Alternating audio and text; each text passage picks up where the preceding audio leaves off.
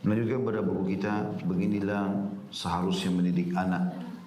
Tentu sesuai dengan panduan Al-Quran dan Sunnah. Dan kita masuk sekarang di antara prinsip-prinsip Islam dalam mendidik anak perempuan. Yang pertama, ada larangan membenci anak perempuan.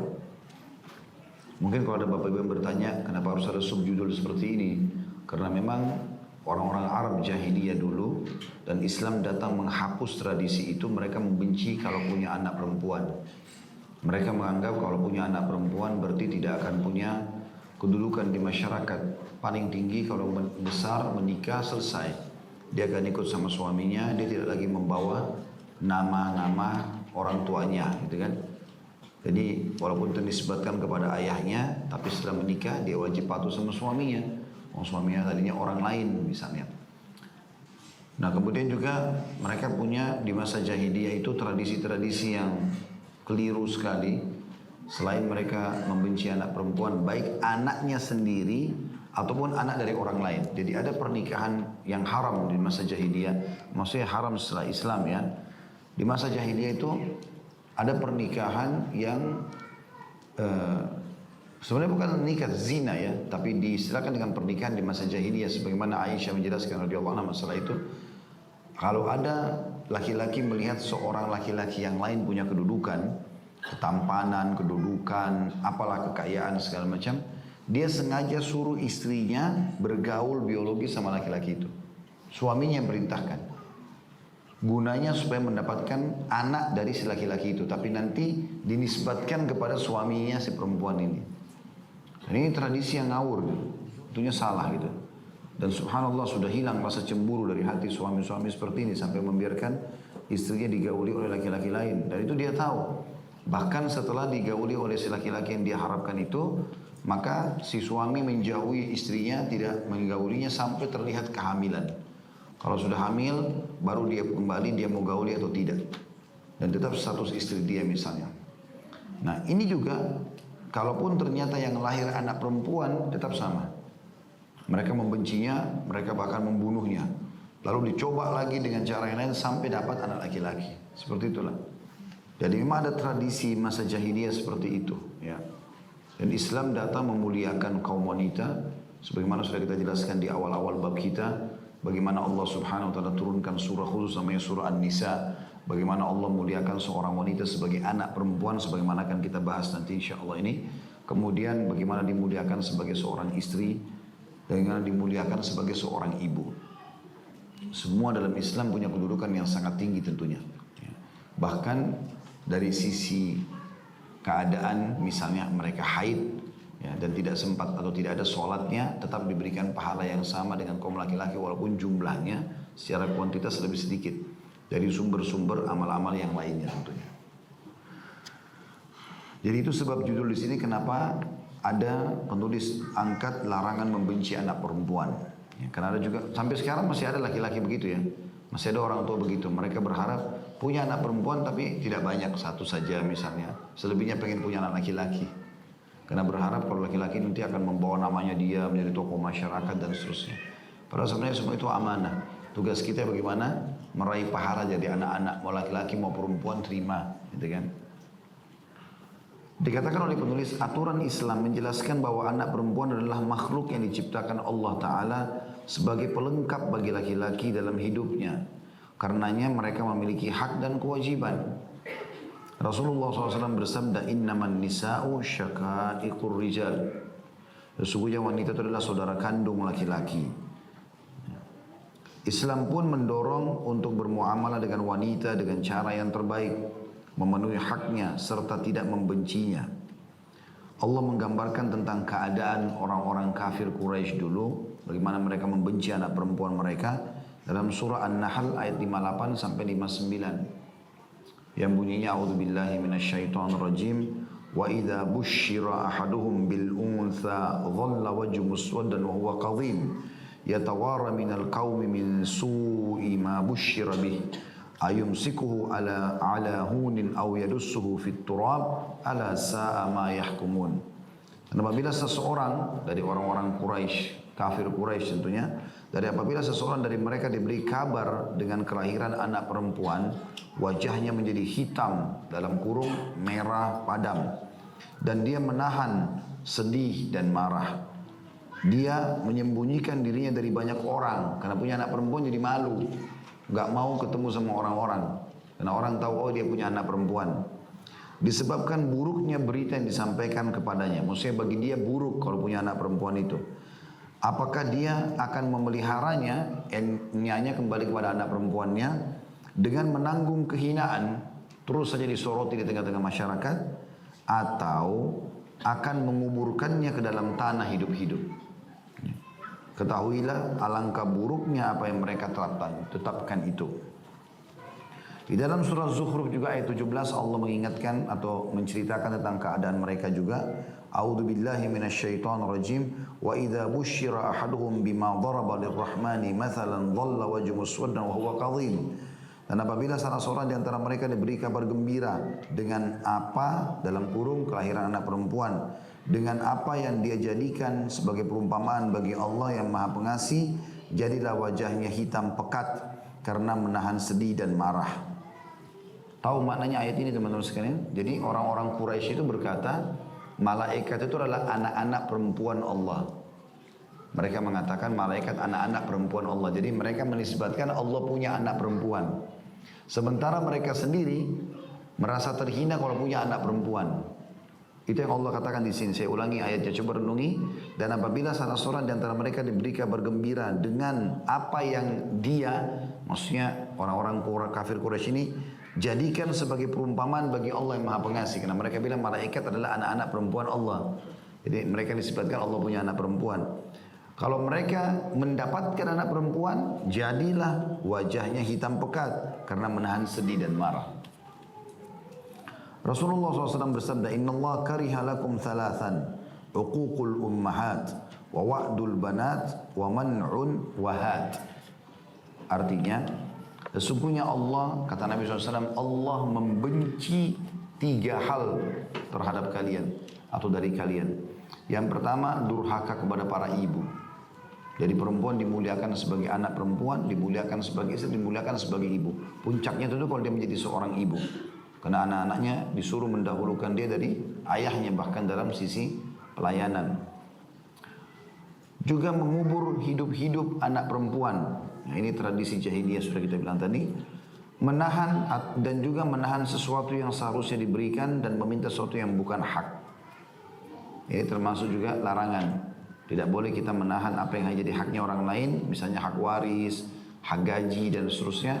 Dan tidak boleh juga kita meminta sesuatu yang bukan hak kita. Hadis ini diriwayatkan Bukhari Muslim. Dari Ibnu Umar, selanjutnya dari Ibnu Umar radhiyallahu anhu. Maaf saya ulangi. Dari Ibnu Umar radhiyallahu anhu bahwa ada seseorang yang memiliki beberapa anak perempuan. Dia berangan-angan agar anak-anaknya itu mati. Maka Ibnu Umar pun radhiyallahu anhu marah seraya berkata, "Kamukah yang memberikan rezeki kepada mereka?" Juga dari Uqbah bin Amir radhiyallahu anhu, dia berkata, Rasulullah SAW bersabda, "Janganlah kalian membenci anak-anak perempuan karena mereka adalah orang yang menenteramkan dan berharga." Hadis ini riwayat Ahmad jilid 4 halaman 151, At-Tabarani dalam Al-Kabir 17 jilid 17 halaman 310, Al-Haytham menyebutkan dalam Al-Majma' jilid 8 halaman 156. Yang dimaksud dengan mereka adalah orang-orang yang menenteramkan. Jadi kalau seorang suami, seorang ayah, ya, mereka dalam kondisi atau seorang anak, mereka dalam kondisi punya masalah, maka dia bisa mendapatkan ketentraman dari sisi wanita, baik itu istrinya, anak perempuannya ataupun ibunya, gitu kan. Dengan dia menceritakan karena ibu dan istri punya perasaan, mendahulukan perasaan maksud saya, maka mereka terhanyut dalam masalah itu sehingga akhirnya menenteramkan. Sabarlah, beginilah, begitulah, gitu kan. Maka itu umumnya perempuan, karena kalau laki-laki menggunakan akal. Masalahnya apa? Begitu kita cerita sama seorang laki-laki, dia akan mengatakan lakukan ini, lakukan itu, lakukan ini, langsung solusi. Sehingga bukan tidak mendapatkan ketentraman ya, tapi lebih kepada solusinya langsung. Sementara wanita lebih mendatangkan ketentraman. Juga ada hadis yang lain, kata Nabi SAW, wanita itu kalau kau menikmati waktu bersamanya, kau akan menikmatinya. Dalam arti kata, kalau seorang laki-laki menghabiskan waktunya bersama-sama, ngobrol, bercanda sama istri misalnya, maka dia akan nikmati waktu itu. Karena perempuan memang dasarnya Allah ciptakan punya keinginan untuk itu. Ya, berlama-lama, bercanda dan segala. Dan kata Nabi SAW, 3 hal tidak termasuk hal sia-sia. Walaupun waktunya banyak dilakukan untuk itu. Adalah salah satunya bercandanya suami istri. Jadi walaupun semalam suntuk, begadang segala macam, itu bagian daripada syariat Allah Subhanahu wa ta'ala. Itu yang dimaksudkan juga dengan orang yang menenteramkan. Dan yang berharga, maksudnya berharga di sisi Allah Subhanahu wa ta'ala. Semua wanita dihargai. Makanya tadi saya bilang, sebagai anak perempuan, itu sampai Nabi pernah waktu kedatangan Bashir, ayahnya Nu'man radhiyallahu anhu, 2 sahabat Nabi yang mulia. Bashir ini rupanya dapat anaknya dia yang paling bakti sama dia, namanya Nu'man. Selalu sama ayahnya kemana selalu ditemani. Ayahnya merasa anak ini punya jasa gitu. Maka ayahnya datang kepada Nabi SAW mengatakan, ya Rasulullah, saya ingin kasih Nu'man ini khusus dari harta saya. Kata Nabi, dan saya ingin anda jadi saksi. Kata Nabi SAW, apa kau lakukan sama semua anakmu dalam pemberian ini? Dia bilang, tidak ya Rasulullah. Karena memang Nu'man ini lebih berbakti gitu. Kata Nabi SAW, saya nggak mau jadi saksi. Lalu Nabi tanya kepada dia, apakah kau mau semua anakmu berbakti sama? Kata dia, kata Bashir, iya. Kata Nabi SAW, kalau gitu sama ratakanlah mereka dalam pemberian. Laki-laki atau perempuan sama. Lalu kata Nabi SAW, kalau seandainya saya boleh mendahulukan, melebihkan, saya akan lebihkan anak perempuan. Tapi nggak boleh. Harus disamakan dalam pemberian. Beda pemberian atau bahasa lainnya hibah. Dengan warisan beda. Kalau warisan memang laki-laki 2, perempuan 1. Sudah saya jelaskan sebabnya. Karena ibu-ibu pada saat jadi anak perempuan, ayahnya wajib menafkahi. Pada saat jadi istri, suaminya wajib nafkahi. Pada saat jadi ibu, anaknya wajib nafkahi. Dalam semua keadaan aman. Kalau laki-laki tidak seperti itu. Nafkah hanya wajib diberikan oleh orang tuanya sampai dia balik. Setelah dia balik sudah sunnah hukumnya. Dan setelah dia bekerja dia harus nafkahi ibunya, dia harus nafkahi anaknya, dia harus nafkahi istrinya dan seterusnya. Gitu kan? Kalau masalah warisan. Tapi dalam hibah, pemberian harus sama rata. Nggak boleh tidak. Ya. Saya pernah berbagi itu teman-teman. Dan saya mau berbagi ini, saya ulangi kembali. Saya di laptop saya tulis semua nama anak-anak saya. Ya Allah amanahkan beberapa orang, alhamdulillah saya tulis nama-nama mereka. Lalu saya tulis pengeluaran setiap anak. Tapi saya membedakan antara mana pengeluaran yang wajib, tidak bisa ditunda, dan mana pengeluaran yang memang sebenarnya bisa saya samaratakan.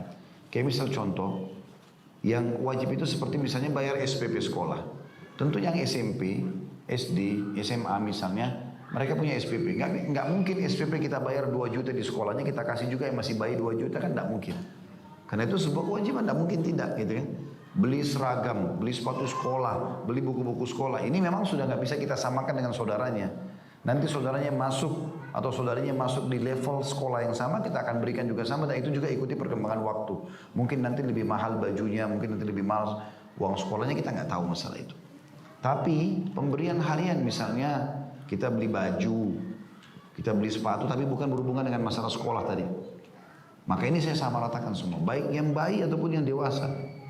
Semua saya sama ratakan. Misal saya berikan yang satu baju 500.000, maka berarti saudaranya semua punya saldo 500.000. Walaupun dari misalnya yang dewasa cuma dapat 1 baju 500.000 misal, atau 2 baju, yang bayi bisa dapat 10 baju, yang penting nilainya sama. Seperti itu, supaya tidak ada hisab hari kiamat. Jadi saya buatkan ada saldonya gitu. Mereka punya saldo ini tidak boleh sembarangan. Karena pernah terjadi, saya lihat istri saya begitu, saya ingatkan dia. Dia belikan anak satu sama anak lain berbeda, mainannya beda harganya. Saya ingatkan, ini nggak boleh beda. Anak perempuan dan laki-laki sama. Kalau ini diberikan 300.000, itu semua punya hak 300.000, nggak boleh beda. Harus sama semua. Walaupun kita nggak bisa belikan misalnya, misal kita belikan mainan anak perempuan, kita nggak dapat mainan laki-laki di situ. Maka dia punya saldo 300.000 yang kita harus berikan kapan saja gitu. Seperti itulah contohnya. Supaya sebagaimana sabda Nabi SAW, sesungguhnya kata pada Bashir tadi ya, apa kau mau anakmu semua bakti sama? Kata dia iya. Kata Nabi SAW, samakan dalam pemberian. Ya, pemberian ini harus sama, tidak boleh beda, laki-laki perempuan sama. Gitu kan. Juga tadi masuk dalam masalah kewajiban-kewajiban itu seperti porsi makanan juga ya. Porsi makanan kita tidak mungkin samakan yang dewasa sama anak-anak, kan tidak mungkin. Kita juga nggak mungkin samakan antara susu yang diminum oleh anak bayi misalnya dengan yang sudah dewasa. Mungkin dewasa sudah nggak lagi minum susu kecuali susu orang dewasa. Mungkin dia ikut minum susu sama ayahnya, sama ibunya. Tapi yang masih kecil beda. Harus diberikan susu khusus misalnya. Botol, tidak semuanya minum pakai botol. Yang sudah dewasa nggak pakai botol lagi. Maka ini berbeda. Ini memang apa boleh buat kebutuhan dasar yang wajib kita nggak bisa sama ratakan. Seperti itulah. Allahu a'lam. Itu contoh saja. Kemudian dikatakan Umar bin Khattab radhiyallahu anhu, kita masih di halaman 208 ya, paragraf yang ketiga. Dahulu kami di masa jahiliyah memandang wanita tidak ada artinya. Maka ketika Islam datang dan Allah menyebut mereka, kami pun memandang bahwa mereka memiliki hak yang wajib kami penuhi. Ini diambil dari buku Audul Hijab, jilid 2 halaman 97. Lalu selanjutnya kata penulis, agar seseorang dapat mengambil pelajaran dan beriman kepada qada Allah yang maha tinggi dan kadarnya, takdir tadi Allah dan hukumnya, maka Allah berfirman di dalam surah Asy-Syura ayat 49 sampai 50, A'udzubillahi minasyaitonirrajim. Maksudnya Allah kasih perempuan ke anak, Allah kasih laki-laki, alhamdulillah. Pasti itu yang terbaik. Pasti itu yang terbaik, gak usah khawatir. Walaupun bapak ibu cuma punya anak perempuan satu misalnya, toh nanti menikah akan dibawa oleh suaminya, nggak masalah. Berarti Allah lebih tahu. Satu itu yang paling pas. Mungkin kalau bapak ibu diberikan lebih, nggak bisa. Saya melihat subhanallah, ini contoh saja ya. Saya berbagi. Allah berikan saya beberapa orang anak. Saya melihat pada saat kita sebagai orang tua sudah coba memberikan hak anak itu, Allah kasih lagi anak yang lain. Kuasa Allah. Anak itu akan datang terus karena memang mungkin kita sudah coba memberikan porsinya. Kapan kita tidak adil di situ, Allah cukupkan. Seperti itulah, gitu kan? Berarti memang Allah lebih tahu. Makanya Allah berfirman di sini. Allah punya hak secara kausalitas untuk menentukan siapa dikasih anak perempuan, siapa dikasih anak laki-laki. Bahkan siapa dibuat mandul oleh Allah. Itu dalam surah Asy-Syura ayat 49 sampai ayat 50. A'udzubillahi minasyaitonirrajim. Lillahi mulkus samawati wal ard yakhluqu ma yasha yahabu liman yasha'u inathan wa yahabu liman yasha'u adh-dhukur aw yuzawwijuhum dhukranan wa inatha wa yaj'alu man yasha'u aqima innahu alimun qadir. Milik Allah lah kerajaan langit dan bumi. Bahkan kita ini semua miliknya Allah. Kita nggak pernah punya andil di anak-anak kita kecuali hanya laki-laki punya sperma, perempuan punya sel telur. Selesai. Yang bentuk alisnya, rambutnya, paras wajahnya, jari-jari tangannya, semuanya dari tidak ada menjadi ada sang pencipta Allah. Milik Allah lah semua yang di langit dan di bumi. Dia menciptakan apa yang dia kehendaki. Laki-laki kah, perempuan kah, ya. Jumlahnya berapa? Memberikan anak perempuan kepada siapa yang dia kehendaki. Dia D-nya besar kata ganti Allah ya. Dan memberikan anak laki-laki kepada siapa yang dia kehendaki. D-nya besar juga kata ganti Allah, dia. Dan atau dia, ini juga kata ganti Allah, menganugerahkan berpasangan kembar, laki-laki perempuan, atau anak laki-laki sebagian, anak perempuan sebagian. Dan menjadikan mandul siapa yang dia kehendaki. Sesungguhnya dia Allah maha mengetahui lagi maha kuasa. Maksudnya Allah maha ketahui kenapa orang ini mandul, kenapa ini cuma punya anak satu, kenapa ini anaknya 11, kenapa anak ini 40 orang, itu kuasa Allah. Allah lebih tahu. Tapi saya pribadi tadi saya bilang, saya melihat teman-teman, kalau kita sudah coba jalankan hak yang sudah Allah amanahkan, kita akan diberikan banyak. Contoh misal, contoh yang lain dalam kehidupan sosial ya. Kalau teman-teman diamanahkan oleh temannya misalnya, Bu, atau Pak, ini tolong uang saya, nanti titipinnya di kotak amalnya masjid At-Taqwa misalnya. Terus kita jarangkan amanah itu. Bisa cuma 100.000 atau 50.000, kita taruh di kotak amal. Jangan heran, setelah itu akan mulai banyak amanah-amanah yang lain. Ada lagi orang titip ini, ada lagi orang titip itu. Karena kita menjalankan amanah awal itu. Begitu terus. Kuasa Allah subhanahu wa ta'ala. Selalu Allah berikan kalau kita memang bisa menjalankannya. Seperti itu kurang lebih. Ini termasuk juga jawaban bagi orang yang belum Allah karunia anak. Bagaimana dia berusaha untuk bisa memohon kepada Allah SWT ikhtiar, dan pada saat Allah berikan pun dia memberikan yang terbaik. Ada orang saya tahu teman-teman, Di Madinah teman saya orang Mesir, beliau dokter, punya apotek di Madinah. Dulu sahabat dekat saya, namanya Yasir. Beliau mungkin menikah 10 tahun lebih, nggak punya anak. Padahal dia normal, istrinya normal. Karena mertua masing-masing sehat-sehat dan anak-anaknya banyak. Cuma mereka saja ini, saudara-saudara punya anak, dia belum, mereka belum. Tinggal di Madinah, orangnya selalu sholat di masjid saf pertama, Masya Allah, ibadah terus. Belum dikasih sama Allah SWT. Tapi setelah dia ikhtiar, dia coba wasiatkan tetap sabar segala macam. Sering bicara sama saya juga waktu itu. Setelah 10 tahun, subhanallah, istrinya hamil, kuasa Allah SWT. Lahir kembar. Allah kasih langsung. Saya tidak tahu setelah itu, karena setelah itu saya tidak ketemu lagi. Tapi kalau sudah melahirkan seperti ini, biasanya Allah mudahkan melahirkan lagi. Seperti itulah. Jadi Allah itu mengatakan di beberapa ayat, sesungguhnya dia maha mengetahui lagi maha kuasa. Maksudnya mengetahui kenapa dia tidak kasih anak, atau dia kasih anak, atau jumlahnya berapa, atau laki-laki ataupun perempuan. Kita tugasnya cuma menerima, mencari pahala dari anak-anak itu. Dan dia maha kuasa, bisa masuk dalam maknanya adalah bagi yang sudah mandul, Allah kuasa untuk membuatnya punya anak. Seperti itu. Ibnu Qayyim rahimahullah berkata, dalam menafsirkan ayat ini, Allah Ta'ala membagi keadaan suami istri ke dalam 4 bagian berdasarkan kondisi real yang terjadi. Allah mengabarkan bahwa apa yang telah ditakdirkannya bagi keduanya berupa anak, maka sungguhnya keduanya telah diberi anak itu. Seorang hamba akan menerima murkahnya bila dia marah terhadap pemberiannya.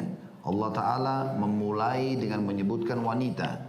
Ada yang mengatakan bahwa hal itu lebih baik bagi mereka karena sikap berat kedua orang tua terhadap keberadaannya. Ada yang mengatakan bahwa hal itu lebih bagus didahulukan wanita karena susunan ayatnya adalah bahwa Allah Ta'ala yang melakukannya sesuai kehendaknya, bukan sesuai kehendak ibu bapak. Karena umumnya kedua orang tua hanya menginginkan laki-laki.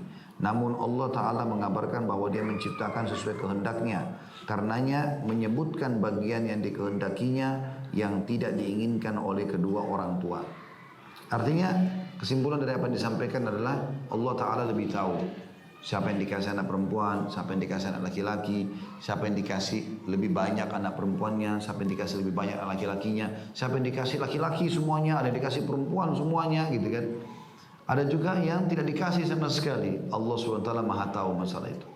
Dibagilah, ada orang yang dikasih anak ya, perempuan saja, ada yang dikasih anak laki-laki saja, ada yang dikasih bercampur laki-laki perempuan, ada yang tidak dikasih sama sekali. Jadi kayak 4 golongan manusia yang diberikan anak ini, dan Allah maha mengetahui tentang masalah itu. Ibnu Qayyim juga rahimahullah berkata di bagian yang sama, Allah Ta'ala mengedepankan sesuatu yang dibelakangkan oleh orang-orang jahiliyah, yakni tentang anak perempuan sampai mereka dahulu menguburkannya hidup-hidup. Maksud dalam kurung atau tanda kutip, bagian yang kalian belakangkan di sisiku adalah terdepan dengan penyebutannya. Jadi maksudnya kenapa di sini, perhatikan ayat Al-Qur'annya, coba kembali ke ayat sebelah supaya jelas apa yang disakatakan Ibnu Qayyim. Lillahi mulkus samawati wal ard yakhluqu ma yasha. Sudah lihat? Sampai situ lihat ya. Baik, sekarang yang kita mau titipkan, lihat ayat setelahnya. Yahabu liman yasha'u inathan wa yahabu liman yasha'u dzukur. Yahab itu artinya memberikan. Liman yasha, siapa yang Allah inginkan, inathan. Inathan itu perempuan. Wa yahabu, dan dia juga memberikan liman yasha, siapa yang diinginkan, dzukur, laki-laki. Ibnu Qayyim di sini ingin menitikberatkan poin. Apa hikmahnya? Kenapa Allah dahulukan kalimat inath dari dzukur? Kenapa Allah bilang Allah memberikan anak perempuan kepada siapa yang dia inginkan, Allah memberikan anak laki-laki kepada siapa? Kenapa Allah dahulukan anak perempuan?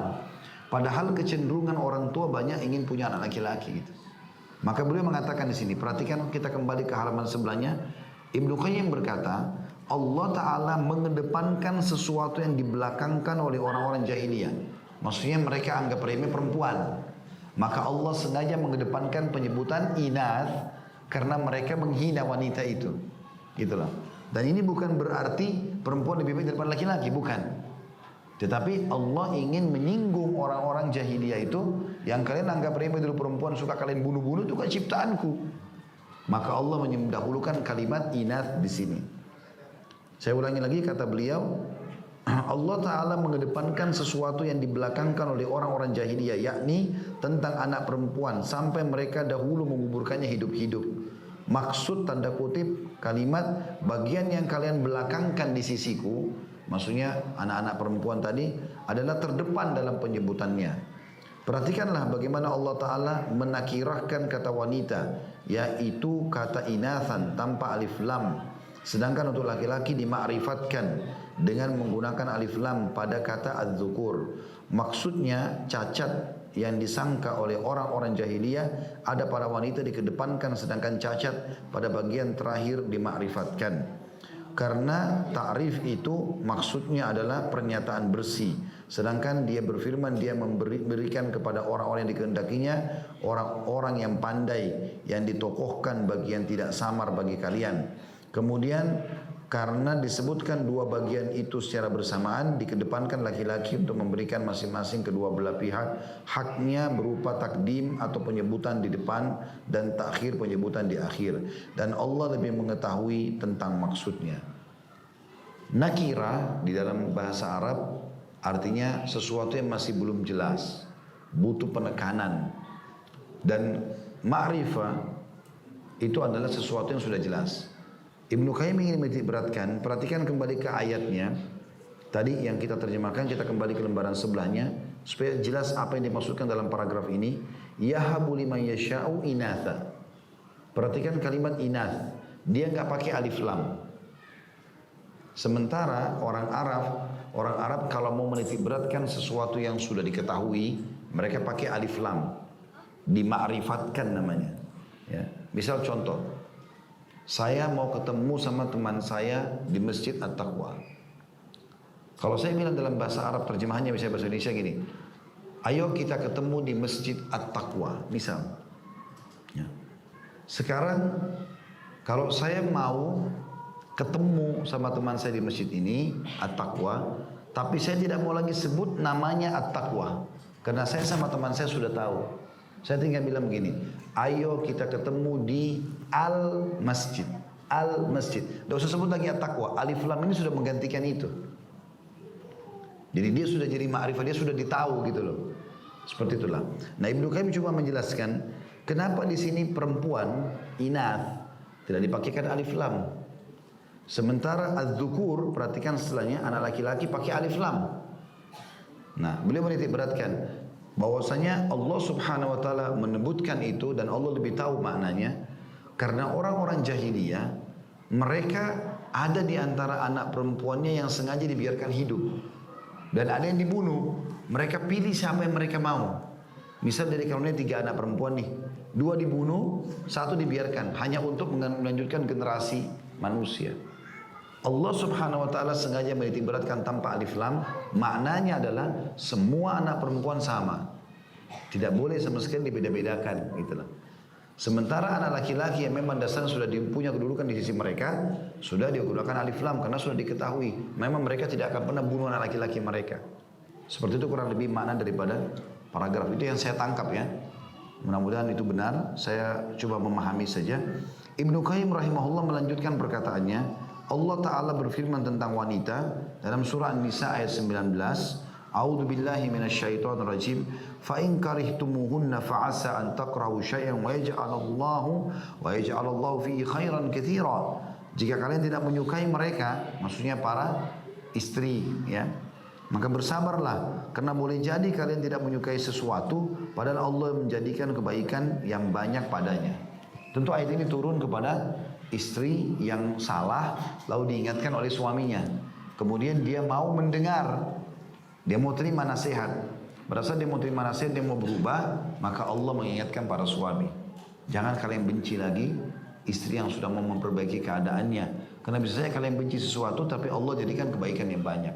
Karena yang membuat dia juga mau mengakui kesalahannya lalu dia mau coba perbaiki adalah Allah. Berarti ada sesuatu yang Allah tahu, Allah lebih tahu tentang kebutuhanmu terhadap wanita itu. Ya, seperti itu yang dijelaskan. Ya, tentu dia tidak masuk wanita yang sudah diingatkan tapi nggak mau dengar, gitu kan? Ini adalah wanita-wanita yang memang dasarnya mau memperbaiki keadaan dia. Kata beliau, begitulah ada perempuan. Terkadang pada mereka ada kebaikan di dunia dan akhirat bagi seorang hamba. Cukuplah buruknya sikap membenci mereka sama dengan tidak menyukai hal yang diridhoi Allah dan diberikan kepada hambanya. Maksudnya wanita sama laki-laki sama-sama memiliki kedudukan, gitu kan? Walaupun laki-laki diangkat jadi pemimpin, tapi perempuan adalah pendampingnya. Jadi kita tidak pernah tahu Allah Subhanahu wa taala meletakkan kebaikan berapa banyak di laki-laki dan berapa banyak di perempuan. Tapi sudah cukup buruk kalau ada orang menganggap perempuan lebih buruk daripada laki-laki atau lebih rendah daripada laki-laki, sehingga dia seakan-akan memburukkan apa yang sudah Allah ciptakan. Sementara Allah tidak memerintahkan masalah itu, tidak membolehkan kita memojokkan dan memburukkan kaum wanita. Kata beliau, Saleh bin Ahmad berkata, bila mendapat kelahiran seorang anak perempuan, Imam Ahmad berkata, para nabi adalah bapaknya anak perempuan. Dia juga berkata, telah banyak yang bisa diperbuat oleh wanita sebagaimana telah engkau ketahui. Maksudnya Saleh bin Ahmad berkata, mereka merasa terganggu orang Quraisy kalau dapat anak perempuan. Seakan-akan menyampaikan tafsir ayat tadi. Imam Ahmad berkata, bagi orang-orang yang membenci kepada anak perempuan, para nabi-nabi juga adalah bapaknya anak perempuan. Seperti misalnya Nabi SAW punya 4 anak perempuan, gitu kan? Ada Ruqayyah, Ummu Kalthum, Zainab dan juga Fatimah. Beliau juga punya cucu perempuan. Ada Umamah ya, dari Zainab, gitu kan? Juga ada Ummu Kalthum dari Fatimah. Jadi ada anak-anak perempuan. Jadi kalaupun ada orang yang menganggap anak perempuan itu buruk, sudah cukup sebenarnya para nabi-nabi termasuk ayah dari anak perempuan. Perempuan semua sama, gitu kan? Mereka juga dari Hawa, sebagaimana laki-laki juga dari Adam, seperti itulah. Jadi Imam Ahmad berkata, telah banyak yang bisa diperbuat oleh wanita. Walaupun wanita itu misalnya ngurus rumah, ya, dan segala macam hal yang berhubungan dengan masalah kewajibannya, ngurus anak dan segala macam, itu sudah sangat besar perbuatannya itu. Sudah sangat besar. Belum tentu laki-laki bisa bersabar mengurus anak sebagaimana perempuan bersabar mengurus anak, gitu kan? Itu nggak semudah itu. Karena laki-laki memang bukan terbiasa untuk itu, tapi mereka diciptakan Allah untuk di luar rumah. Maka yang menghadapi rumah, menghadapi pendidikan anak memang adalah kebanyakan ibu, ya. Yakub bin Bukhtan berkata, lahir dari istriku 7 anak perempuan.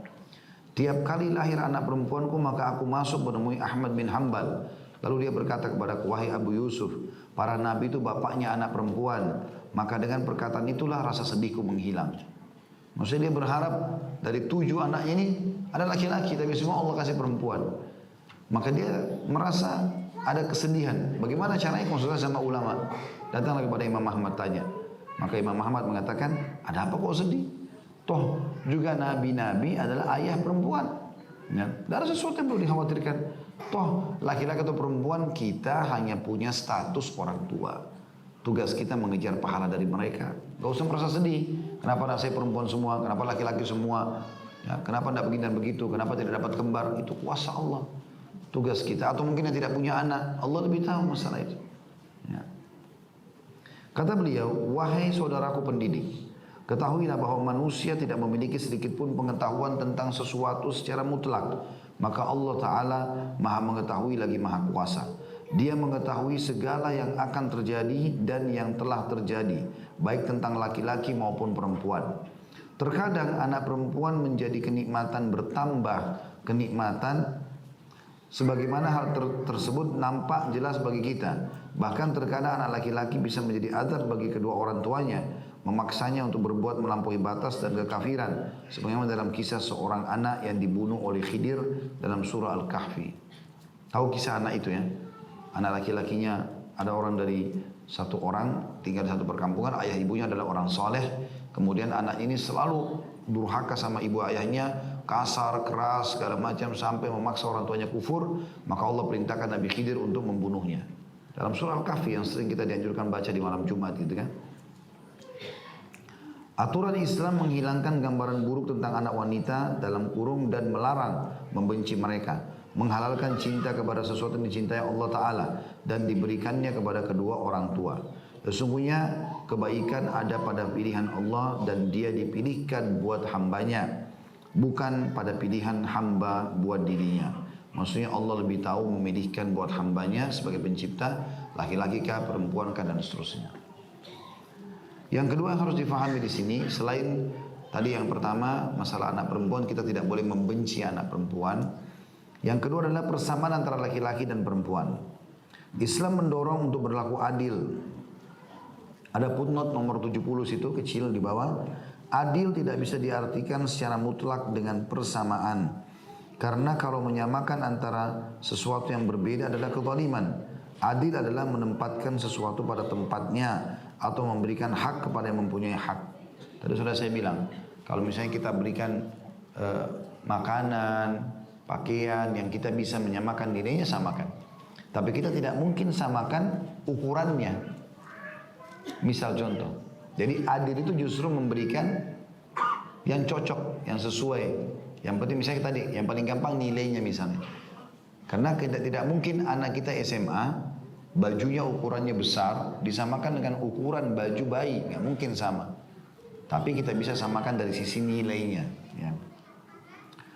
Kita kembali ke tadi, dikatakan Islam mendorong untuk berlaku adil dalam bermuamalah antara laki-laki dan perempuan.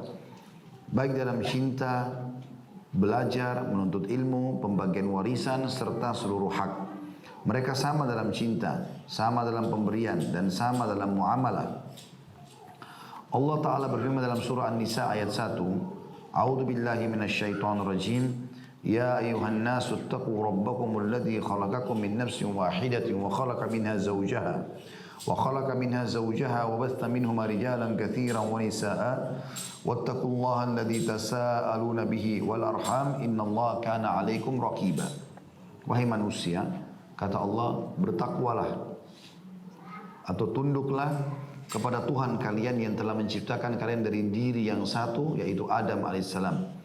Dan Allah telah menciptakan pasangannya dari jiwa yang satu itu, Hawa alaihissalam.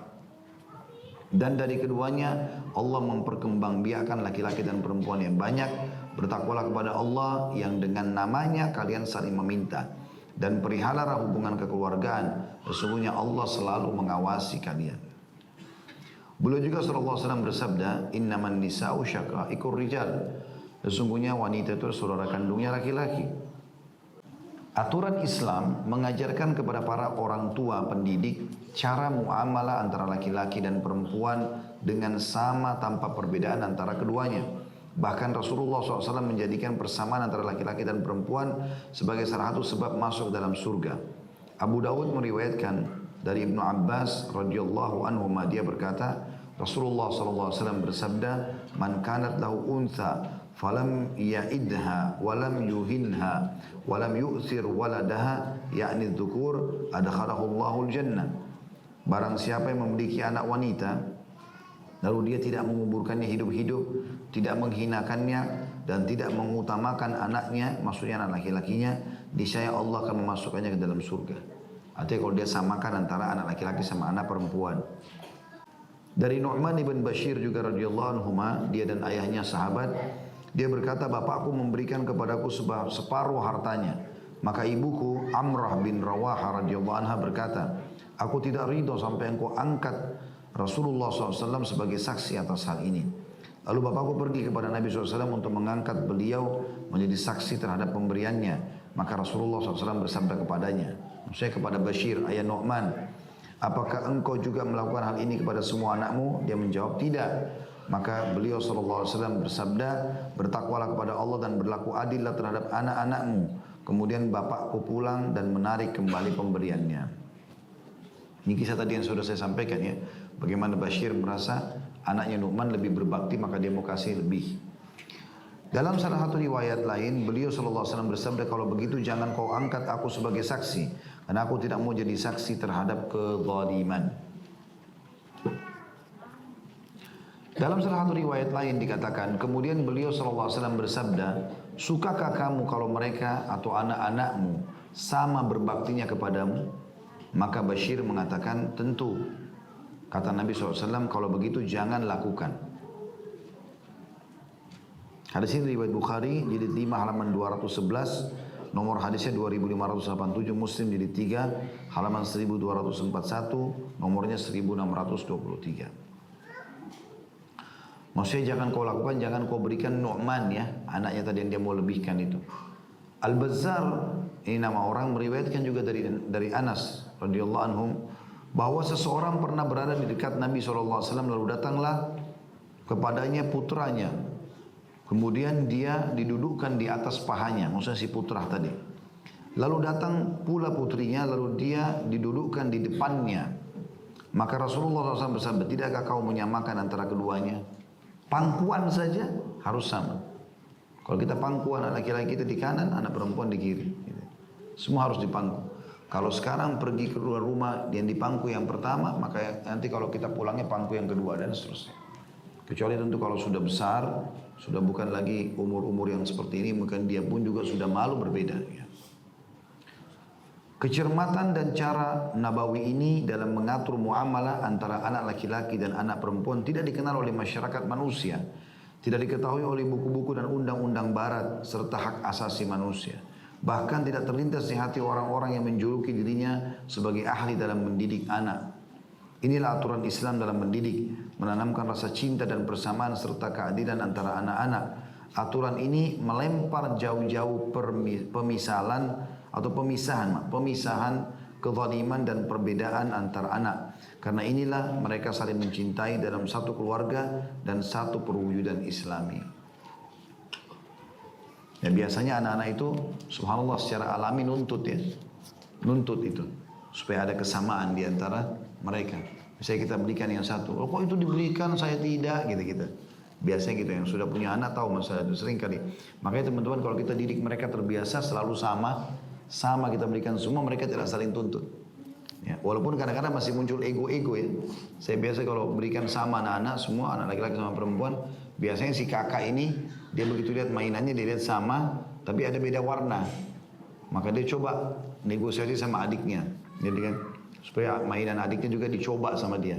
Itu pernah saya lihat itu. Maka saya ingatkan kepada dia, nggak boleh, ini semua sama. Punya adik nggak boleh lagi diganggu, jadi kan. Apalagi kalau dia punya sudah rusak, kemudian dia ambil punya adiknya. Ya.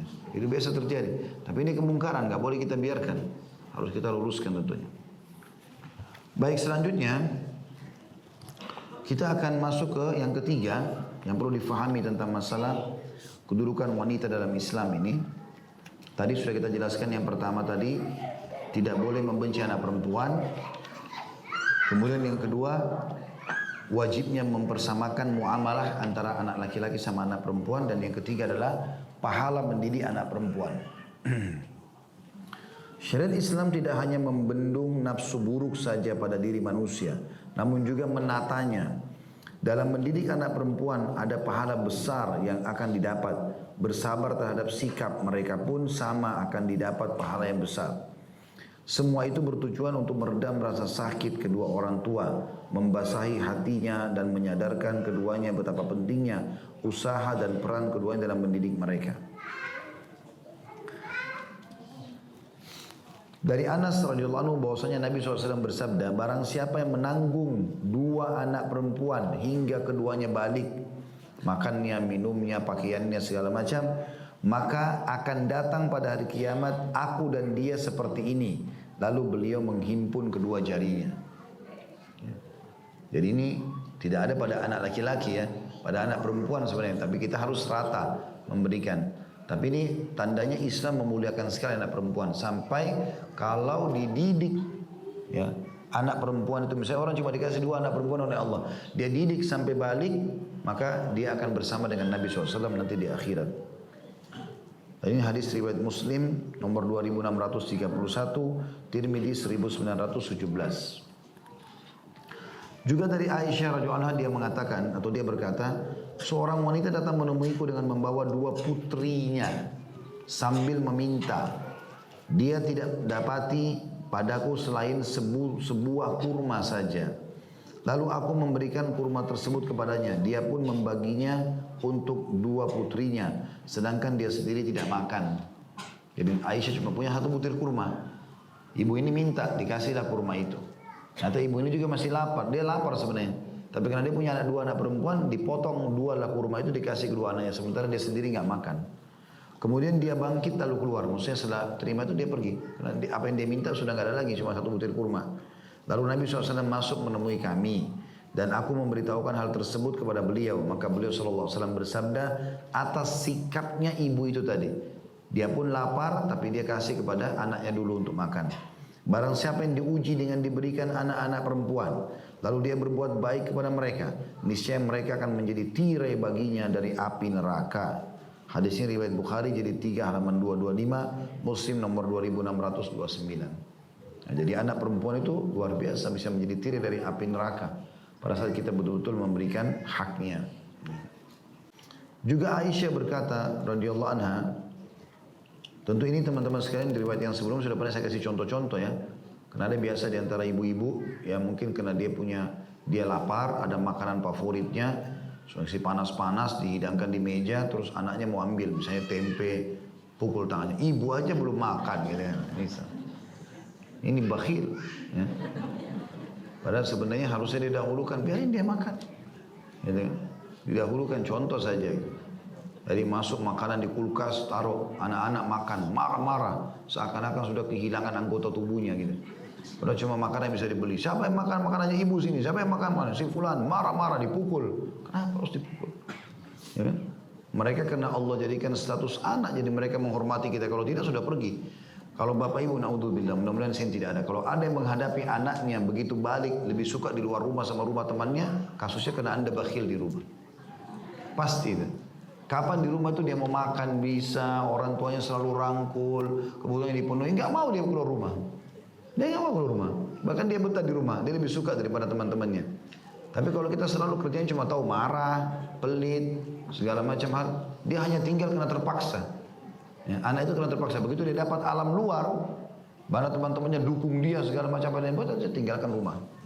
Ya, saya pernah datang bertamu ke rumah paman saya, subhanallah, rahimahullah sudah meninggal beliau. Waktu saya masih kuliah di Madinah, saya sering balik dulu, belum tinggal di Jakarta, balik ke Makassar. Sering kali saya mampir ke rumah beliau di Jakarta sini.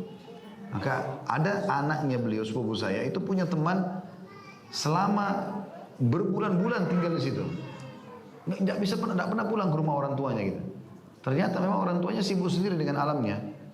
Keluar, ibu urusan kerjaan mana, ayah urusan kerja apa, ketemunya pun mereka cuma malam, kadang-kadang sudah 2-3 hari mungkin baru ketemu gitu-gitu. Jadi anaknya pun mau tinggal di mana terserah. Dia nggak pusing gitu. Padahal cuma dikontrol, tanya di mana nak, gini itu selesai. Dan ini membuat anak-anaknya tidak ada yang betah di rumah. Dan ini terus kemudian dia kalau sudah tua orang tuanya berharap anaknya bisa bakti sama dia, nggak bakal terjadi. Bermula dari hal-hal yang kecil tadi. Kasih makanan mereka, kasih minuman mereka. Hikmah sunnah nabawi ini luar biasa. Sampai dalam riwayat lain Nabi mengatakan apa yang telah dibuat oleh ibu itu cukup membuatnya masuk ke dalam surga. Hanya karena tadi dia pengen makan kurma, tapi karena cuma 1 butir, anaknya didahulukan sama dia.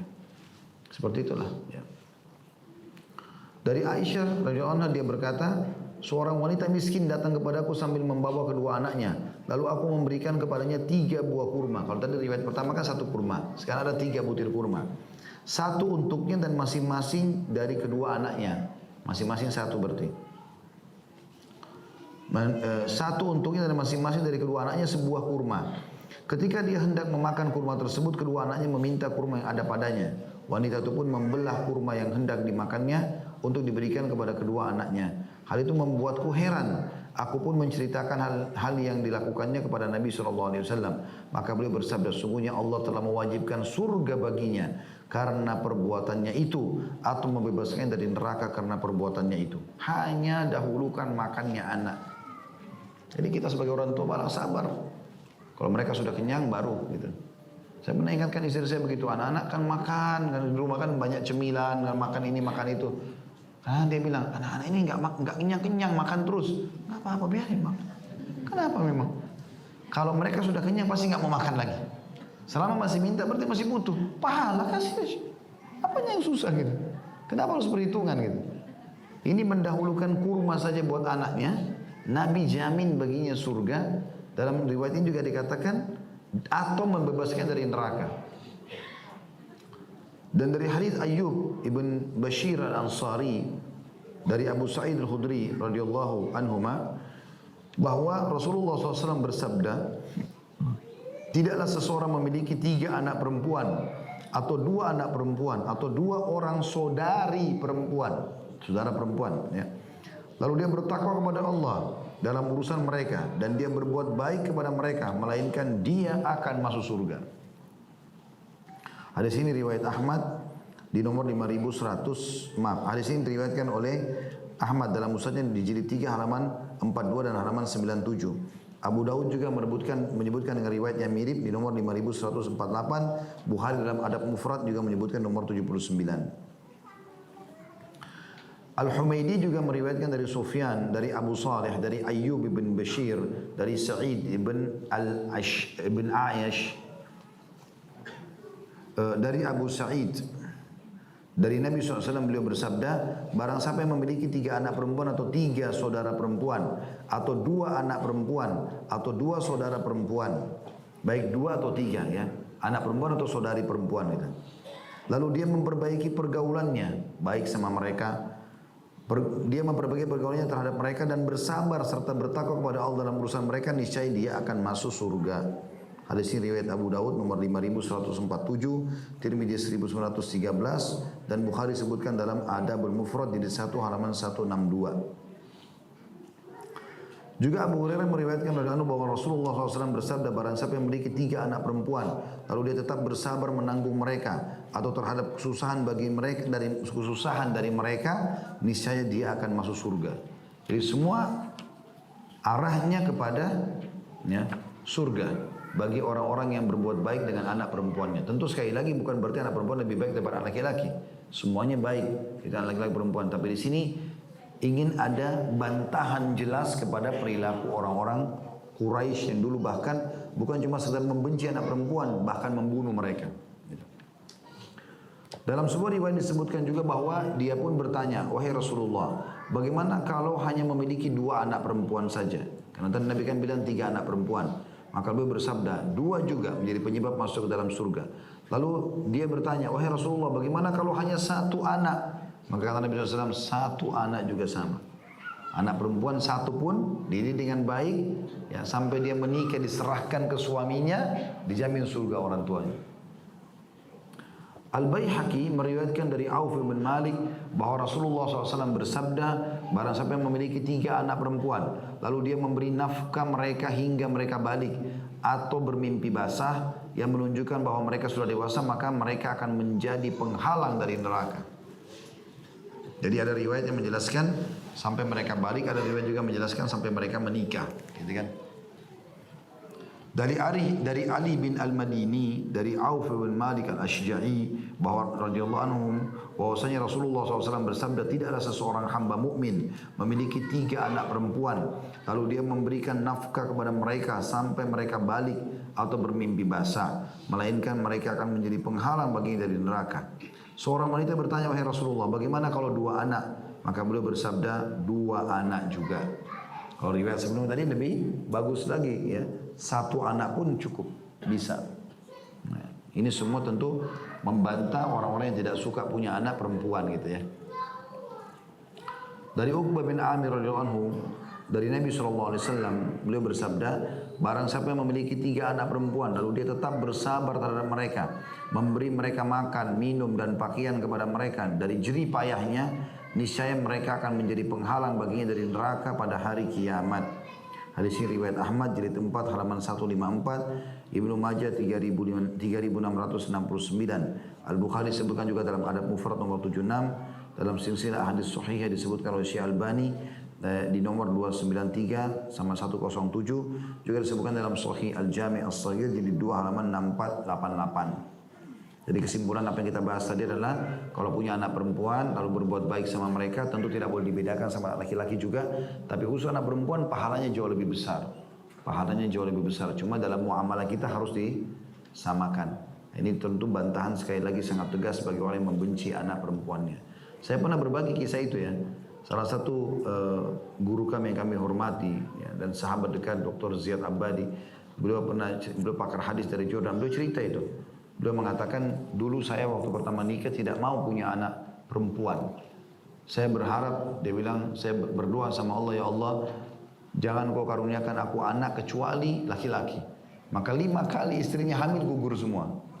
Dan ternyata itu anak perempuan semua dikandungan istrinya, karena doanya dikabulkan Allah. Hamil harus terjadi takdir Allah, maka gugur.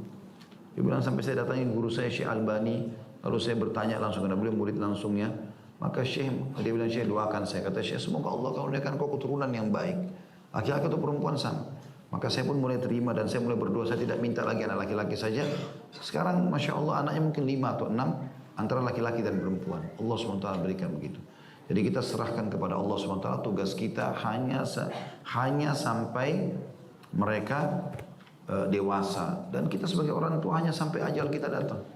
Selebihnya kita mendapatkan pahala dari mereka. Anak laki-laki dan perempuan sama saja.